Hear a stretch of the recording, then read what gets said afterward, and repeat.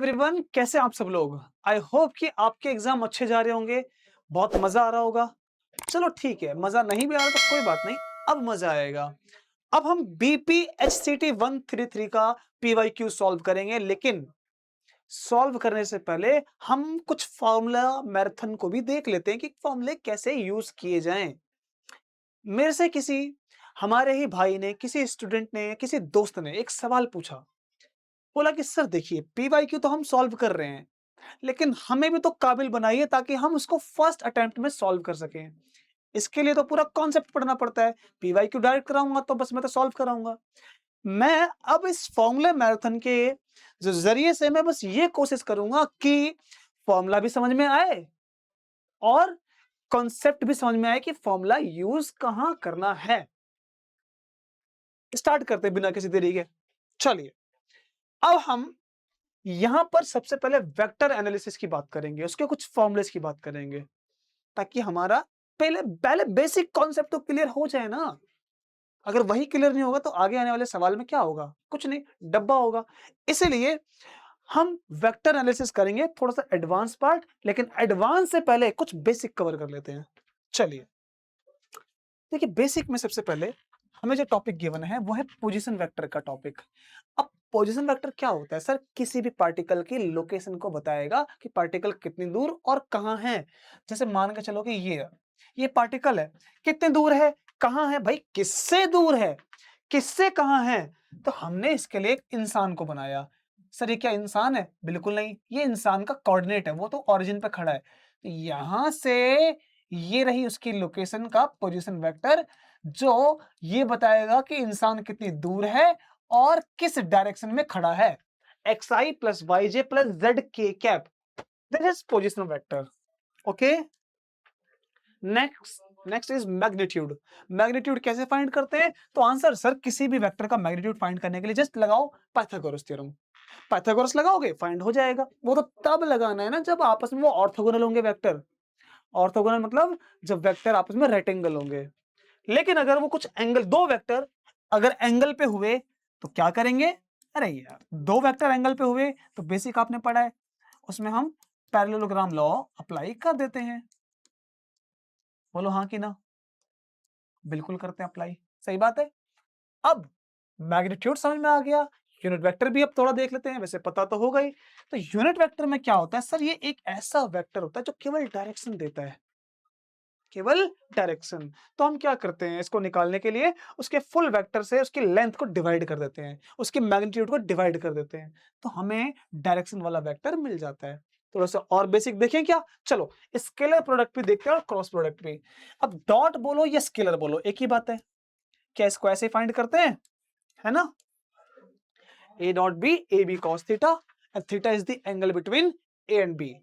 A cross B, A B sine theta n cap. क्योंकि इतना part तो scalar है और ये यूनिट वेक्टर मल्टीप्लाई है, तो इसको पूरे को वेक्टर बनाएगा, क्योंकि vector product of two vector gives you a vector quantity. बात क्लियर? ये तो बेसिक था। अब आएगा मजा, जिसको हमें अब रियल में समझना है, वो है वेक्टर ऑपरेटर का खेल। यहां पर सबसे पहले मैं आपको बताना चाहूंगा डेल ऑपरेटर के बारे में। डेल ऑपरेटर का क्या मतलब है, जरा देखो। हमारे पास डेल ऑपरेटर सीरियल में एक एक ऐसा ऑपरेटर जिसको हम कभी भी किसी भी वेक्टर, स्केलर, किसी भी क्वांटिटी का हम उसका पार्शियल डेरिवेटिव करते हैं। अब मैं आपसे पूछता हूं कि पार्शियल डेरिवेटिव कब करते हैं, तो क्या जवाब आएगा कि सर पार्शियल डेरिवेटिव हम तब करते हैं जब हमें काम को पार्ट में करना होगा, ऐसा कुछ। तो पार्शियल डेरिवेटिव हम तब करते हैं जब कोई भी फंक्शन दो या दो से ज्यादा वेरिएबल पर डिपेंड करता है, तब हम इसको यूज करते हैं। ये है डेल ऑपरेटर, ठीक है ना? डेल ऑपरेटर, बात क्लियर? अच्छा, चलो, अब नंबर वन अपने को समझना है, ग्रेडियंट किसे कहते हैं। देखो, हमें तो फॉर्मूले से मतलब है, हम फॉर्मूला लिख लेंगे, लेकिन मैं आपको इसके साथ साथ कुछ छुपे हुए राज भी बताना चाहता हूं ताकि आपको इसमें मजा आए, ठीक है ना? हम सबसे पहले देखेंगे कि ग्रेडियंट किस पे अप्लाई किया जाता है ना? पहले अप्लाई। तो ग्रेडियंट को अपन अप्लाई करते हैं स्केलर पर।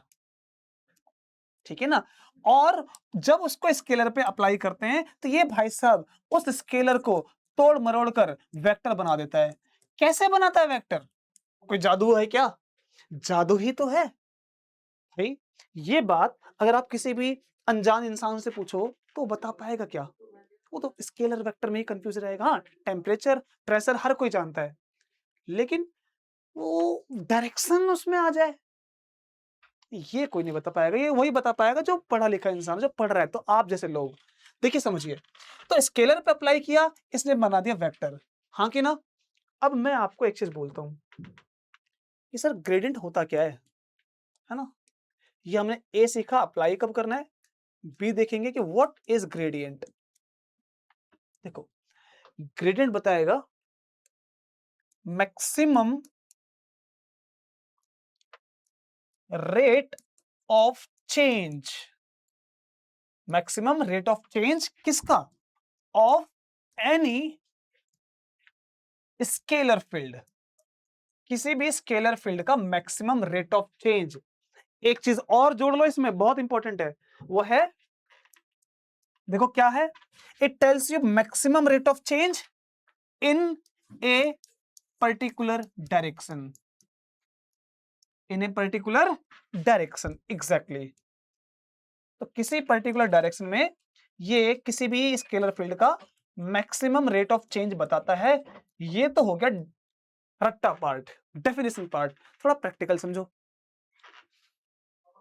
किसी कमरे में, किसी कमरे में एक जगह पर हीटर रखा है, सपोज यहां पर दूर किसी कोने में। अब मैं एक पॉइंट पर खड़ा हूं, मेरे दिमाग में आया एक सवाल कि सर हीटर तो है, और अगर मैं उसके करीब जाऊंगा तो टेम्परेचर ज्यादा फील होगा। बिल्कुल होगा, लेकिन किस डायरेक्शन में जाएं कि हमें मैक्सिमम रेट पता चले, यानी मैक्सिमम टेम्परेचर में चेंज पता चले। करीब जाएंगे तो बढ़ेगा, दूर जाएंगे तो घटेगा। तो मैं चाहता हूं टेम्परेचर के बढ़ने का रेट पता करना या फिर घटने का रेट पता करना। आम भाषा में, इसकी भाषा में रेट ऑफ चेंज पता करना है टेम्परेचर का। तो मैं किस डायरेक्शन में जाऊं उस पॉइंट से?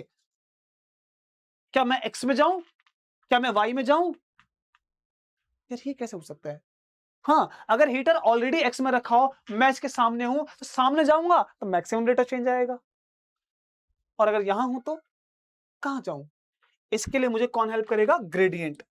तो ये एक पर्टिकुलर एक खास डायरेक्शन देता है। ऑब्वियस सी बात, वो देगा डायरेक्शन, सबसे छोटा रास्ता बताएगा कि उस पॉइंट तक पहुंचे। सबसे छोटा रास्ता बताओ ताकि मैक्सिमम रेट ऑफ चेंज आ सके, है ना। सी, इसका फॉर्मूला, तो कोई भी स्केलर फील्ड लेट्स टेम्परेचर है, तो उसको अप्लाई कैसे करते हैं? Del square by del x t i cap plus, देखो आई जे कैप लगा रहा हूं मैं सब में, वाई, एक चीज गलत हो गई, स्क्वायर नहीं लगाना, यहां से भी हटा लेते हैं स्क्वायर। हाँ, t j cap plus del by del z के कैप, और ये टी। तो ये हो गया, अगर हम इसमें टेम्परेचर के जो भी फंक्शन होगा उसको रखें तो हमारा आंसर आ जाएगा। टेम्परेचर का फंक्शन क्या मतलब है? तो सुनो क्या मतलब है। देखो भाई, मैं बोलता हूं कि कमरे में मैं अलग अलग जगह गया, मैं यहां पर खड़ा हूं थर्मामीटर लेकर, मैंने देखा ओए टेम्परेचर 50 डिग्री है, मैंने नोट कर लिया। मैं इधर आया, ओए टेम्परेचर 52 है, मैं इधर आया टेम्परेचर 58 है, मैं और अलग अलग जगह जा रहा हूं, टेम्परेचर अलग अलग आ रहा है। तो मैंने एक स्टिकर लिया, एक स्टिकर को ये पकड़ा, मैंने यहां लटका दिया, 50 डिग्री, 58 डिग्री, 52 डिग्री, और पूरे कमरे में हर एक कोने में एक मजेदार फील्ड बन गई। That field is your temperature field. Okay, तो ये होता है स्केलर फील्ड का मतलब। ये तो हमने सीखा है। अब इसके सीखने के बाद अब अपन करेंगे डाइवर्जेंस, है ना। कर लें डाइवर्जेंस, चलो मेरे भाई आ जाओ, मेरे साथियों, मेरे दोस्त आ जाओ, डाइवर्जेंस भी करते हैं। ये तो हो गया ग्रेडियंट, इसको हम रखते हैं साइड में। अब देखो जरा इधर, ये ग्रेडियंट किस पे अप्लाई हुआ? तो आंसर है ये अप्लाई हुआ स्केलर पर। क्या देता है? वेक्टर, है नहीं कमाल? बिल्कुल यार, जो फिजिक्स कर रहे हैं, पढ़ रहे हैं, समझ रहे हैं यार, उन्हीं के लिए तो है ये। स्केलर पे अप्लाई करो, वेक्टर मिले, ये क्या जादू है? ये यहीं से मिलता है आपको सीखने को कि सर हाँ, ऐसा कुछ हो सकता है तो ठीक है। अब आती है बात डाइवर्जेंस की। डाइवर्जेंस कैसे, क्या और क्यों, कब, कहां? देखो जरा, हम डाइवर्जेंस में भी सेम तरीके से पढ़ेंगे, यानी कि अप्लाई पहले किस पे करते हैं, फिर उसके यूज के बारे में, डेफिनेशन के बारे में। तो डाइवर्जेंस को हम अप्लाई करते हैं, स्केलर पर, वेक्टर पर अप्लाई करते हैं, ठीक है ना? याद रखेंगे आप सब लोग, ऐसे नहीं कि कुछ भी। इसको अप्लाई करते हैं अपन वेक्टर पर, और ये जनाब एक वेक्टर को क्या बना देता है, स्केलर। देखो जैसे यहां पर ग्रेडियंट क्या है, ये एक स्केलर पे अप्लाई होता है, वेक्टर बनाता है ना? कैसे वेक्टर बनाता है? क्योंकि यहाँ एक पर्टिकुलर डायरेक्शन आ जाती है, इसलिए वो वेक्टर बना देता है। ये वेक्टर को स्केलर बनाता है। तो ऐसा है तो इसको कैसे यूज, इसको डेफिनेशन क्या बोलेंगे, इसके यूज कैसे करते हैं? तो अपन कहते हैं ये अपने को बताएगा नेट फ्लो के बारे में, net flow of any vector field. Vector field का मतलब थोड़ा सा देखो, मान के चलो कि पानी है, नदी है, उसमें नदी का बहाव है ना? उसकी नदी के बहने की कुछ स्पीड है, तो ये स्पीड है, ये स्पीड है, ऐसे करके स्पीड बनी हुई है। मैंने कहा बहुत सही है, तो मैं साफ साफ कह सकता हूं कि सर इस पॉइंट पर जो स्पीड है वो पानी के बहने की बहुत तेज है, इस पॉइंट पर पानी के जो बहने की स्पीड है वो बहुत कम है। तो ये बोलेंगे कि वेलोसिटी फील्ड वेक्टर ये इस तरह से जनरेट हो रहा है, ठीक है? उसके बाद देखो यूज कैसे करें, सुनो। नदी में कहीं पर हम जाके खड़े हो गए, क्यों? मछली मारनी है? नहीं नहीं नहीं नहीं, हम उस जगह खड़े हुए हैं इसलिए हमें डाइवर्जेंस समझना है। तो हम एक जगह खड़े हो गए, हमने उस पॉइंट पर हमने उस पॉइंट पर जहां हम खड़े हैं, उस खास पॉइंट पर डाइवर्जेंस को निकाला। कैसे? हमने वेलोसिटी फील्ड को हमने डाइवर्जेंस में अप्लाई किया। और कैसे बनती है वेलोसिटी फील्ड? तो पूरी नदी में जो वेलोसिटी है ना, मैंने अलग अलग पॉइंट पर जाके एक मशीन से नापा, यहाँ इतनी है, यहाँ उतनी है, यहाँ इतनी, यहाँ उतनी। तो मैंने इसका एक जनरल एक फॉर्मूला बना लिया। कैसे? तो सुनो, जैसे हमारे पास टेम्परेचर के लिए पूरे कमरे में टेम्परेचर क्या है, टेम्परेचर फील्ड क्या है, एक जनरल फॉर्मूला है उसका, है ना? और वो फॉर्मूला इस तरह से हमने बनाया, ठीक है ना? ये फॉर्मूला हमने इस तरह से बनाया। हमने कहा कि सर देखो टेम्परेचर का बना सकते हो तो वेलोसिटी का भी बन जाएगा जनरल फॉर्मूला। जनरल कैसे? पूरे कमरे का बताता है ये। अगर हम कमरे के कोऑर्डिनेट रखेंगे एक्स वाई जेड, तो हमें कमरे में टेम्परेचर पता लग जाएगा कि किस जगह पर कहां पर कैसा टेम्परेचर है। तो कमरे का पूरा एक मैप तैयार होता है इससे कि अलग अलग जगह पे क्या टेम्परेचर है। उसी तरह से एक वेलोसिटी फील्ड का भी एक मैप तैयार कर सकते हैं वेलोसिटी फील्ड की इक्वेशन से, और उस इक्वेशन को हम इसमें अप्लाई करेंगे, है ना? तो पूरी नदी के लिए बात कर रहा हूं मैं, ठीक है ना? पूरी नदी के लिए। तो फिर से, तो हमने ना उस पॉइंट पर जब डाइवर्जेंस को अप्लाई किया, वेलोसिटी फील्ड लगाकर उसका है ना, उसकी फील्ड की इक्वेशन, वेलोसिटी फील्ड की इक्वेशन जब डाइवर्जेंस पर लगाई, हमें एक रिजल्ट मिला। वो रिजल्ट मिला -2 -8 +8 5 8, यानी कि डाइवर्जेंस दो ही भाषा बोलेगा, ये तीन भाषा। पहली भाषा वो क्या बोलेगा कि सर कोई वेक्टर है, वो नेगेटिव हो सकता है, कोई भी वेक्टर है उसका डाइवर्जेंस पॉजिटिव हो सकता है। अच्छा, कोई भी वेक्टर है उसका डाइवर्जेंस 0 हो सकता है। अगर डाइवर्जेंस को हमने कैलकुलेट किया, वो नेगेटिव अगर आया, तो हम कहेंगे उस पॉइंट पर, हम डायरेक्शन से मतलब नहीं है, उस पॉइंट पर वेलोसिटी फील्ड इनवर्ड है, यानी कि फ्लो अंदर की तरफ है। कहां से? कोई मतलब नहीं है, क्योंकि ये स्केलर है, ठीक है ना? ये केवल स्केलर क्वांटिटी बताएगा। और अगर डाइवर्जेंस पॉजिटिव आया तो उस पॉइंट से फ्लो आउट है, यानी कि वहां से कोई सोर्स है जो फवारे की तरह पानी को निकाल रहा है, फवारे की तरह पानी को निकाल रहा है। और अगर नेगेटिव आया तो वहां पर कोई सूखा हाथी बैठा है जिसका गला बहुत गीला है, वो सारा पानी खींच रहा है, तो सारा पानी उसी की तरफ आएगा जब वो कुएं में खाली कर देगा जगह। बोले तो सिंक है वहां पर जब नेगेटिव आया, है ना? इसका मतलब क्या है? इसका मतलब है इनवर्ड फ्लो, इनवर्ड फ्लो। इसका मतलब क्या है? आउटवर्ड फ्लो, जैसे फव्वारा, ठीक है ना? फव्वारे से पानी बाहर आता है, तो फव्वारे के मैं उस पॉइंट पे गया, छोटा सा एरिया बनाया, वॉल्यूम बनाया, मैंने डाइवर्जेंस निकाला तो वो आया पॉजिटिव, यानी कि सारा पानी बाहर आएगा। और जीरो का मतलब ना उस पॉइंट से पानी बाहर आ रहा है, ना उस पॉइंट से पानी अंदर जा रहा है। नेट फ्लो जीरो है।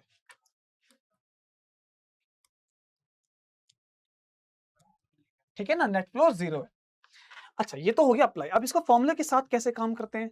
तो आंसर है कि अगर हम इसमें एक वेक्टर को डाइवर्जेंस करें तो मतलब ये है कि del by del x i cap plus del by del y j cap plus del by del z के कैप, और इसका हमने डॉट प्रोडक्ट किया एक वेक्टर के साथ, है ना। वेक्टर के साथ डॉट प्रोडक्ट करेंगे तो क्या आएगा, ए x i cap plus A Y j cap plus A Z के कैप, हाँ कि ना। और इसका जो हम रिजल्ट लिखेंगे कैसे लिखेंगे, हमें पता है कि सर डॉट प्रोडक्ट है तो आई वाला आई के साथ मल्टीप्लाई, वो ए एक्स इधर आ जाएगा, ये इसके साथ आ जाएगा, और ये वाला इसके साथ आ जाएगा। बोलो हाँ कि ना। डॉट प्रोडक्ट तो करना आता है, इस तरह से कर लेंगे, फाइंड कर लेंगे क्या आएगा डाइवर्जेंस क्या नहीं आएगा। उसकी फिर एप्लीकेशन तो पता लग चुकी है अपने को, कब यूज करना है पता लग गया। नेक्स्ट देखो, नेक्स्ट हमारे पास कर्ल। उससे पहले इसको जरा लिख लो, ये किस पे अप्लाई हुआ, ये महाराज हुए अप्लाई वेक्टर पर, और क्या बना देते हैं उसको, ये भाई साहब उस वेक्टर को बना देते हैं स्केलर, है ना। अब कर्ल की बारी है, कर्ल को समझो। देखो, एक नदी बहते हुए किनारे पे, ऐसा कुछ नहीं यार, देखो नदी में हम बोले पानी फ्लो कर रहा है, और जो सबसे पास वाली लेयर है उसकी स्पीड सबसे कम होती है, स्पीड ज्यादा होती है, स्पीड फिर बढ़ती है, स्पीड और बढ़ती है, स्पीड और बढ़ती है, और स्पीड सबसे ज्यादा होती है।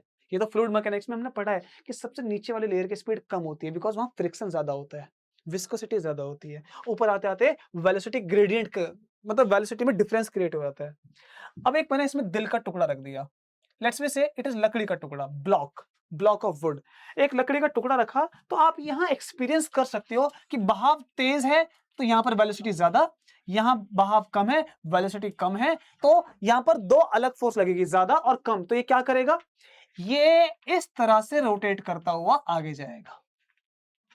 रोटेशन पावर, लकड़ी की रोटेशन पावर नहीं, जो लकड़ी को रोटेट करा रहा है उसकी रोटेशन पावर।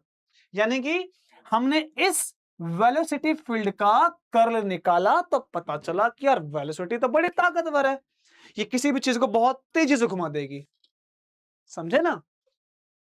अगर ये और ज्यादा हुई तो कर्ल की वैल्यू और ज्यादा आएगी कि ये उसको और तेजी से घुमा देगी। बात क्लियर? चलो अभी आगे समझते हैं।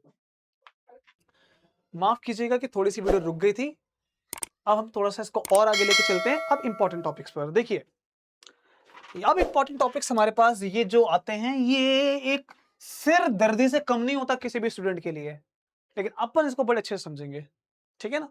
देखो, अच्छा समझे, मैं एक चीज और खत्म कर दूं, मैं कर्ल को बताते बताते यहाँ पर हम एक जगह पर रुक गए थे। जब हम किसी भी क्वांटिटी का कर्ल निकालते हैं तो वहां क्रॉस प्रोडक्ट करते हैं, और क्रॉस प्रोडक्ट को हम डिटर्मिनेंट से सॉल्व करते हैं। ठीक है, बात क्लियर है?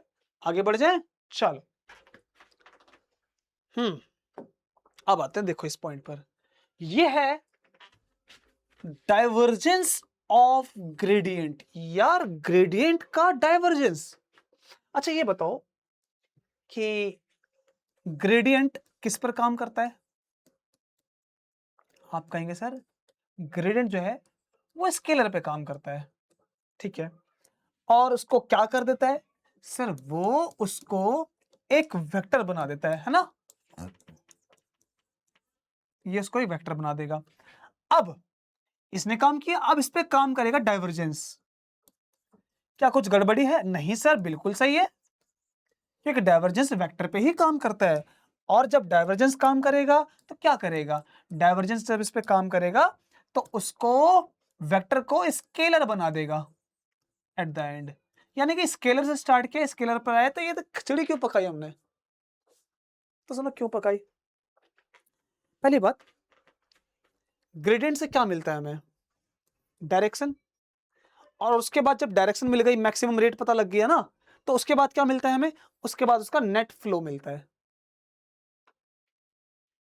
देखो जरा ध्यान से, अब एक कमरे में आप अपने लैब में गए, लैब के अलग अलग कोने में आप एक एक ताकत फील, एक एक ना फोर्स फील करते हो।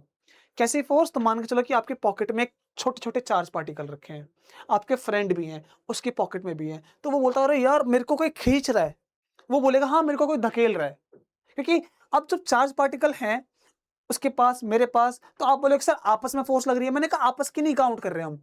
कमरे में कुछ ऐसा है जो इन पर फोर्स लगा रहा है। अब कमरे में ऐसा कौन हो सकता है? तो आंसर है कोई ना कोई चार्ज पार्टिकल तो कहीं है जो उन पर फोर्स लगा रहा है। कहाँ है वो चार्ज पार्टिकल? कैसे पता करेंगे? तो मैंने कहा आपको 2 तरीके पता करने के हैं। पहला, आप ना उसके इलेक्ट्रिक फील्ड को पता लगा लो। आप उसकी इलेक्ट्रिक फील्ड पता लगा लो, आपको पता लग जाएगा। कैसे? तो हमने कहा सर उसकी इलेक्ट्रिक फील्ड ऐसे है। तो हमने इसको चेज़ किया, चेज़ किया, चेज़ किया, चेज़ किया, ये और ये पहुँच गए। तो यानी कि वो चार्ज यहाँ है। हमने कहा सही है यार, वो चार्ज इस जगह पे रखा है। कौन सा चार्ज है? हम कहेंगे सर इलेक्ट्रिक फील्ड पता है, वो आउट जा रही है, तो पॉजिटिव चार्ज है। बहुत सही है।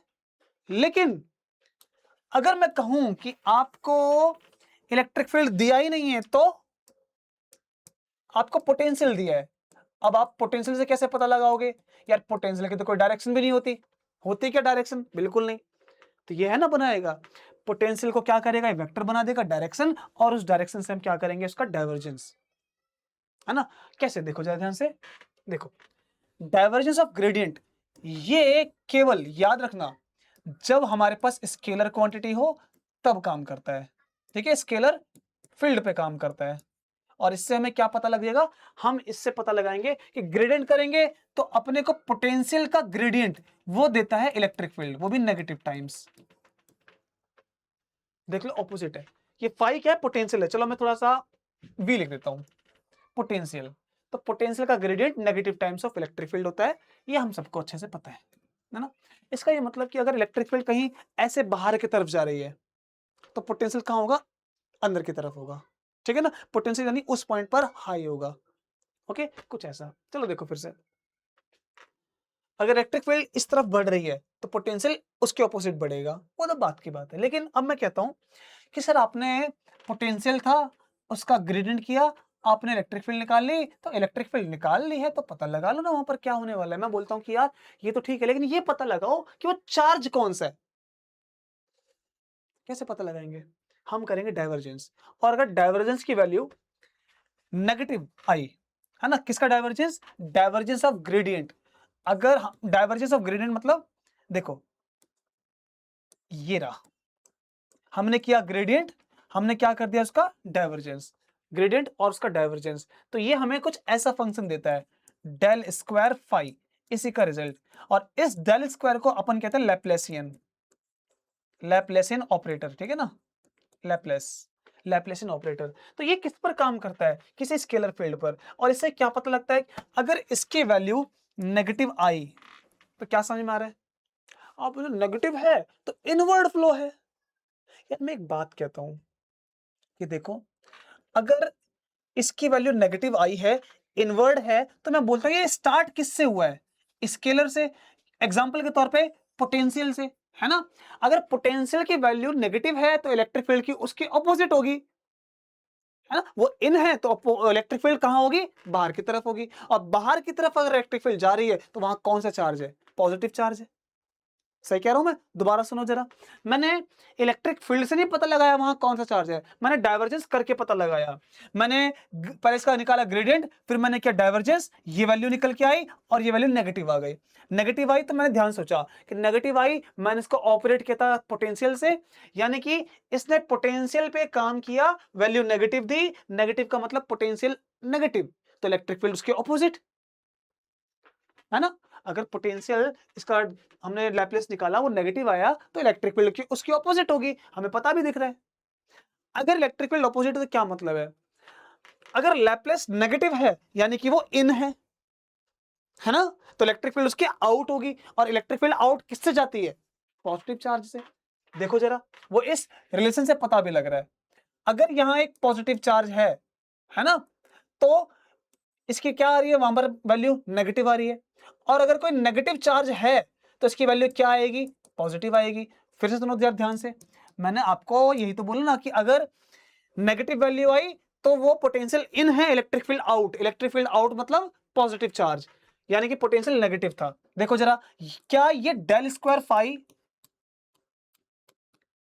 जो ये फॉर्मूला है, इसमें अगर चार्ज डेंसिटी इसको आप पॉजिटिव रखोगे तो फिर भी ये नेगेटिव रहेगा ना, प्लस माइनस माइनस तो नेगेटिव ही रहेगा, तो ये प्लस चार्ज का ही सबूत है।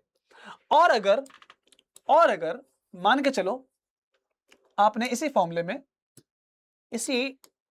में यहां पर नेगेटिव चार्ज लिया होता तो क्या होता, नेगेटिव नेगेटिव प्लस बना देता। बात समझे ना, क्लियर हुआ मैं कुछ बताना जो चाहता हूं मैं।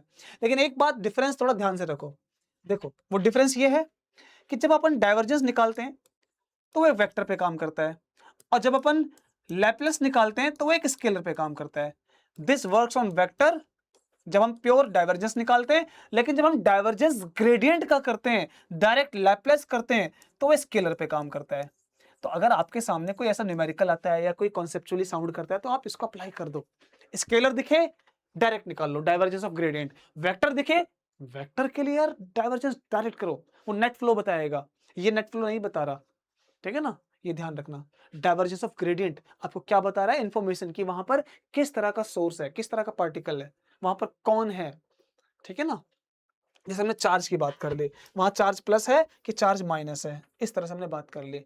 क्या ये नोट कर लिए, इसको मैं मिटा देता हूं, फिर हम आगे बढ़ते हैं नेक्स्ट टॉपिक, नेक्स्ट कॉन्सेप्ट पर। मतलब अब हमारे पास नेक्स्ट कॉन्सेप्ट आपके सामने यहां पर सेकंड दिख रहा होगा, वो क्या है, कर्ल ऑफ ग्रेडियंट। अबे यार ये कर्ल ऑफ ग्रेडियंट का क्या मतलब आ गया, अब देखो ध्यान से देखना। वही कहानी, ग्रेडियंट स्केलर पे काम करा, वेक्टर बनाया, और कर्ल किस पे काम करता है, वो भी वेक्टर पे काम करता है और वेक्टर ही देता है। तो जब हम इसको कर्ल अप्लाई करेंगे तो कहानी बिल्कुल सही है, गलत नहीं है। हमने कहा बहुत ठीक है, लेकिन क्या सिग्निफिकेंस है। देखो बात, अगर मैं आपसे बोलूं कि सर ये एक पहाड़ है ना, मैं इसके किसी एक पॉइंट पर खड़ा हूं और मैं ग्रेडियंट पूछूं तो आप बोलेंगे maximum rate of change in any particular direction. Maximum rate of change का मतलब यहां से कोई ऐसी डायरेक्शन या कोई ऐसी लंबाई जो इसकी मैक्सिमम हाइट पर पहुंचने का सबसे छोटा रास्ता हो। एक पर्टिकुलर डायरेक्शन तो एक ही होती है ना, ये थोड़ा घुमा के बनेगी कोई डायरेक्शन। यार मैक्सिमम जब बनता है तो एक सीधी लाइन से बनता है ना। तो अब मैं इस सीधी लाइन का कर्ल पूछता हूं, तो इसका कर्ल तो घुमाने के लिए होता है। क्या ये फील्ड घुमाने वाली है, नहीं, ये तो स्ट्रेट है, तो इसलिए इसका कर्ल जो है वो हमेशा जीरो होता है। एक बात दोबारा समझो, एक बहुत अच्छे से एग्जांपल से, जैसे कि मान के चलो कि मैंने बोला कि हमारे पास एक पार्टिकल है, लेट्स से ए, और ये पार्टिकल बी है, इसको ग्रेविटी के इन्फ्लुएंस में उठा रहे हैं। मैं बोलता हूं यहां से ग्रेडियंट निकालो, मतलब ए और बी, ए से बी जाने का मैक्सिमम रेट ऑफ चेंज और एक खास डायरेक्शन में। आप बोलेंगे सर यही वो रास्ता है जो इसकी चढ़ाई तेजी से करवाएगा, है ना, यही वो रास्ता है। क्या ये वो रास्ता हो सकता है, क्या ये वो रास्ता हो सकता है, या वो क्या वो ये रास्ता हो सकता है, ना तो ये रास्ता होगा, ना तो ये, ना तो ये। मैक्सिमम का एक ही रास्ता बनेगा, तो वो घूमने वाला कोई रास्ता है, इसमें घुमाव है ही नहीं। अगर घुमाव नहीं है तो इसलिए हमेशा क्या बताएगा, जीरो, है ना, हम केवल इसी रास्ते से आएंगे, यानी घूम के आएंगे कोई फर्क पड़ेगा ही नहीं। अरे ये क्या बोल दिया सर ने, घूम के आएंगे कोई फर्क नहीं पड़ेगा, ऐसा कब होता है, जब हम कंजर्वेटिव फील्ड को पढ़ते हैं। बिल्कुल, हम किस फील्ड को पढ़ रहे होते हैं, कंजर्वेटिव। इसलिए कर्ल ऑफ ग्रेडियंट किसके बारे में बताता है, हमेशा एक कंजर्वेटिव फील्ड का आइडिया, यानी कि जो ये फील्ड के अगेंस्ट हम वर्क कर रहे हैं वो पाथ से इंडिपेंडेंट है। तो ये फील्ड कंजर्वेटिव है, जो फोर्स ग्रेविटी की चाहे इलेक्ट्रिकल की, वो इलेक्ट्रिकल फोर्स कंजर्वेटिव फोर्स है, हमारी एक्सटर्नल वो कंजर्वेटिव नहीं है, जिस फील्ड के अगेंस्ट काम करते हैं यहाँ पर, है ना। तो इसलिए कर्ल ऑफ ग्रेडियंट हमेशा कंजर्वेटिव फील्ड का आइडिया देता है। ओके ना, चलो नेक्स्ट आ जाए टॉपिक पे। नेक्स्ट है divergence of curl. Divergence of curl मतलब कर्ल हम करते हैं तो क्वांटिटी का घूमने की ताकत पता लगती है कि वो कितना तेज घुमाएगी। डाइवर्जेंस, डाइवर्जेंस होता है नेट फ्लो पता करना। तो मैंने एक छोटा सा टुकड़ा यहां रख दिया बॉक्स का, जैसे कि एक पानी है वो गोल गोल घूम रहा है, मैं देख रहा हूं बड़ा मजा आ रहा है। मैंने बोला इस पॉइंट पर डाइवर्जेंस यानी पॉइंट पर, इस पॉइंट पर कितना पानी बाहर आ रहा है, तो मैं देख रहा हूं जितना पानी यहां से घूम के ऐसे आया उतना पानी बाहर गया, अंदर आया उतना पानी बाहर गया। कोई भी पानी उस बॉक्स से इस तरह से फ्लो नहीं कर रहा, आउट फ्लो नहीं कर रहा कि थोड़ी ना कोई फवारा लगा है। फवारा लगा होता तो उस वॉल्यूम से पानी बाहर आता, लेकिन पानी क्या कर रहा है, ऐसे आया और ये घूम रहा है, थोड़ी ना बाहर आ जाएगा पानी जादू से। इसलिए डाइवर्जेंस ऑफ कर्ल हमेशा 0 होता है कि कोई पानी आउटफ्लो नहीं है, ना तो कोई इनफ्लो है, बस एक रोटेशन पाथ में घूम रहा है। और ये क्या बताता है, देखो जरा, डाइवर्जेंस ऑफ कर्ल हमेशा 0 होता है, और यह मोनोपोल का आइडिया देता है कि मोनोपोल कभी भी एग्जिस्ट नहीं करते कि किसी एक पॉइंट से इलेक्ट्रिक फील्ड या कोई भी चीज बाहर निकल रही हो।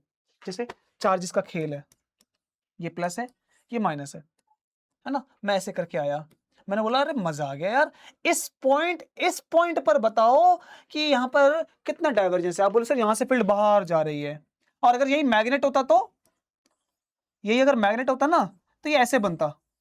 इस पॉइंट पे बताओ क्या होगा, सर यहाँ से बाहर जा रही है और यहाँ से ऐसे अंदर आ रही है ना, यहाँ से अंदर और यहाँ से बाहर है। वही तो बता रहा हूं मैं कि यहाँ पर कोई नेट फ्लो नहीं है कि केवल बाहर बाहर जाए, बाहर कोई नहीं जा रही, यहां पर केवल बाहर बाहर जाती है, यहां पर अंदर आई एक तरफ से बाहर गई।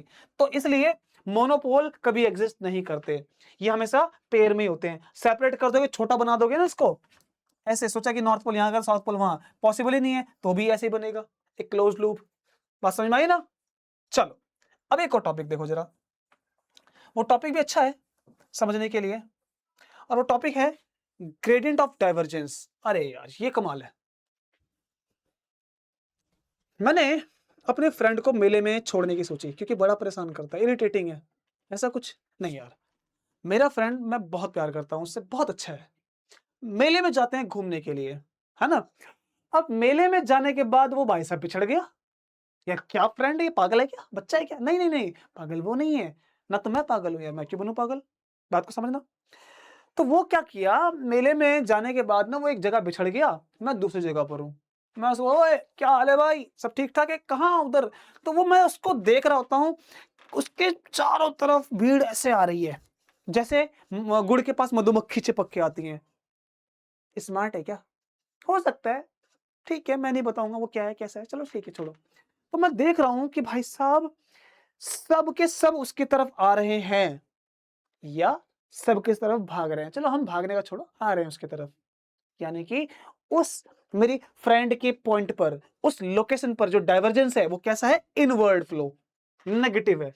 तो भाई साहब मैंने डाइवर्जेंस किया, मुझे पता लगा ओए इनवर्ड फ्लो है, तो ग्रेडियंट क्यों किया, तो कहां से किया? तो देखो, डाइवर्जेंस किया मैंने अपने फ्रेंड की कहानी से, क्योंकि डाइवर्जेंस एक पॉइंट पे निकलता है। पॉइंट कौन सा, मेरे फ्रेंड का, और ग्रेडियंट मैं किसी अलग पॉइंट पे निकालता हूं, वहां से बोलता हूं मैं, अबे यार तेरे पर तो बहुत सारी भीड़ आ रही है, मुझे ग्रेडियंट निकालना था यहां से। और ग्रेडियंट इस पॉइंट से मुझे क्या बताएगा कि वहां पर भीड़ किस तरफ से ज्यादा आ रही है, maximum rate of change particular direction में, है ना। तो किस तरफ से भीड़ ज्यादा आ रही है, मैंने निकाला ग्रेडियंट, मैंने कहा इस तरीके यहां से आ रही है तो उसके अपोजिट भाग जाता हूं मैं। अपोजिट क्यों भाग रहा हूं, क्योंकि भीड़ कम है वहां पर। तो मुझे डाइवर्जेंस ऑफ ग्रेडियंट क्या बताता है, यानी gradient of divergence, gradient of divergence वो क्या बताएगा? क्या आपको बात समझ में आई, मैंने क्या आपसे डिस्कस किया है ना, कि एक पॉइंट पर पहले हम निकालेंगे वहां फ्लो कितना है, फिर दूसरे पॉइंट से पता करेंगे कि वहां पर मैक्सिमम फ्लो कहां से आ रहा है, किस डायरेक्शन से आ रहा है। ओके ना। अब अगर वो पॉजिटिव है, इसका मतलब कि वहां पर क्या है, आउटफ्लो, वहां से चीजें दूर जा रही है। और नेगेटिव है तो वहां पर क्या है, इनफ्लो, वहां पर चीजें बढ़ बढ़ के उसकी तरफ आ रही है। और मैं बचने के लिए क्या बोलूंगा, अरे उसकी तरफ आ रही है, मैं वहां से उल्टा भाग जाता हूँ। चलो ये तो बात की बात है। अगर ये तीनों चारों पॉइंट जो हमने पढ़े ये क्लियर हैं आपको तो बहुत अच्छी बात है, क्लियर नहीं है समझ लेना। थोड़ा सा समय लिया फॉर्मूलों के साथ, क्योंकि देखो अभी तो हमने ये डायरेक्ट फॉर्मूले पढ़े हैं, अभी इन पे एक क्वेश्चन भी अप्लाई करेंगे डायरेक्ट, तो आपको समझ में आएगा कि इसको कैसे सॉल्व किया जा रहा है। जैसे मान लो कि अगर मैंने किसी का कर्ल निकाला, कर्ल ऑफ एफ, तो वो कैसे निकलेगा sir, i j k del by del x del by del y del by del z, है ना। फिर एफ की वैल्यू, क्योंकि ये पहले रखा एफ की value, f x f y f z, मैं इसका डिटर्मिनेंट निकालता हूं। उसके बाद वो डिटर्मिनेंट मेरे को क्या देगा, एक वेक्टर क्वांटिटी, है ना, क्योंकि करले वेक्टर देगा, उस वेक्टर को मैंने क्या किया, डाइवर्जेंस कर दिया। कर सकते हैं अपन डॉट प्रोडक्ट करके, थोड़ी लंबी प्रोसेस है लेकिन ये काम की है, ठीक है ना। हम फिर आगे बढ़ सकते हैं और भी टॉपिक्स के साथ, जिसमें अब हम पढ़ेंगे इलेक्ट्रोस्टैटिक्स के बारे में, कुछ बेसिक फॉर्मूले जिसमें कूलम्ब्स लॉ वगैरह के बारे में। लेकिन उससे पहले आप जितने भी हमने पहले पढ़े वो सब रिवाइज कर लो और इसको हम देखेंगे नेक्स्ट टाइम। ओके, चलिए अब इसको पूरा देखिए, समझिए, फिर हम इस पे न्यूमेरिकल करेंगे या आप ट्राई करो, फिर देखो आपसे होते हैं कि नहीं और उसका कॉन्सेप्चुअली साउंड कर रहा है कि नहीं। ये थोड़ी ना केवल मैथमेटिक्स मैथमेटिक्स चल रही है, दिमाग में क्या बैठ रहा है कॉन्सेप्चुअल। साइंस के स्टूडेंट हैं आप, ठीक है ना, तो आपको उस चीज प्रैक्टिकली भी समझ में आनी चाहिए। चलिए मिलते हैं अगली वीडियो में, ठीक है, तब तक के लिए धन्यवाद।